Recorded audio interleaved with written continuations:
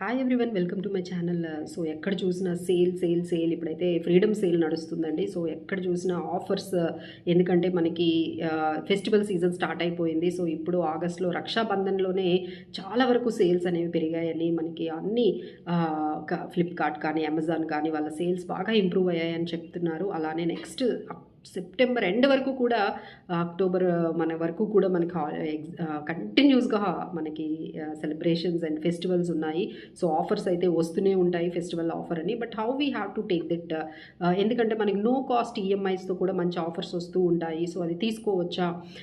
So ఇది no cost EMI అనేది అంత ప్రిఫరబుల్ కాదండి. ఎందుకంటే మీరందరూ ఏమనుకుంటారంటే ఒక 50,000 మనం ఏదైనా ఒక ఐటమ్ కానీ, ఒక అప్లయన్సెస్ కానీ అయితే అమెజాన్, ఫ్లిప్కార్ట్ ద్వారా తీసుకోవాలంటే మీ క్రెడిట్ కార్డుతో మీరు బై చేసుకోవచ్చు. అక్కడ ఇన్స్టాల్మెంట్స్ ద్వారా కూడా మనం పే చేసుకోవచ్చు అని చెప్తారు. సో అప్పుడు మనకి 8,333 అవుతుంది. సో ఎటువంటి ఇంట్రెస్ట్ పడదు అని మీరు అనుకుంటారండి. బట్ మీరు అదే క్యాష్తో పే చేస్తే మీకు 10% కానీ 15% క్యాష్ బ్యాక్ ఆఫర్స్ అన్నీ ఉంటాయి. సో దట్ డిస్కౌంట్స్ కూడా మీకు వస్తాయి. సో ఆ 12%, ఆ 10% మీరు ఆల్రెడీ పే చేస్తున్నట్టేనండి. There is nothing like no cost EMI పర్ఫెక్ట్గా మనకు కనిపించదు. ఇంక దాంతోపాటు ప్రాసెసింగ్ ఫీజులు కూడా మీకు యాడ్ అవుతాయి. ఇంకా మీరు ఏదైనా లేట్ పేమెంట్ కానీ చేసినట్లయితే మీకు దాని మీద ఇంట్రెస్ట్లు కూడా పడతాయి, జిఎస్టీలు ఉంటాయి. సో ఒక్కటే కదా, ఒక ఈఎంఐయే కదా, క్రెడిట్ కార్డ్ ఈఎంఐయే కదా, మనం మిస్ అయ్యాము మీరు అనుకుంటారు పేమెంట్ మిస్ అయ్యామని. బట్ ఆ ఒక్కటి చాలండి. సో బికాస్ సిబిల్ స్కోర్ అసలు దీన్ని నెవర్ ఫర్గెట్ అండ్ ఫర్గివ్ అన్నట్టుగా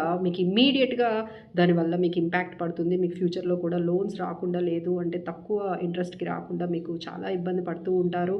మళ్ళీ దానికి మీద లీగల్ నోటీసెస్ కానీ, లేకపోతే ఇలాంటి ఇష్యూస్ అన్నీ కూడా మీరు వెళ్తారండి. సో ఇలాంటివన్నీ మీరు ఆఫర్స్ చూసి మనకున్న బడ్జెట్కి ఓవర్ బోర్డ్ అయిపోయి మీరు ఈఎంఐల ద్వారా ఈ no EMI, no interest,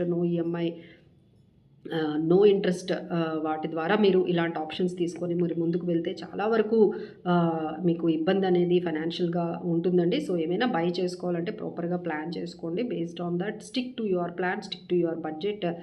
so enjoy your festivities with proper planning on your budget and expenditure. Thank you so much for watching.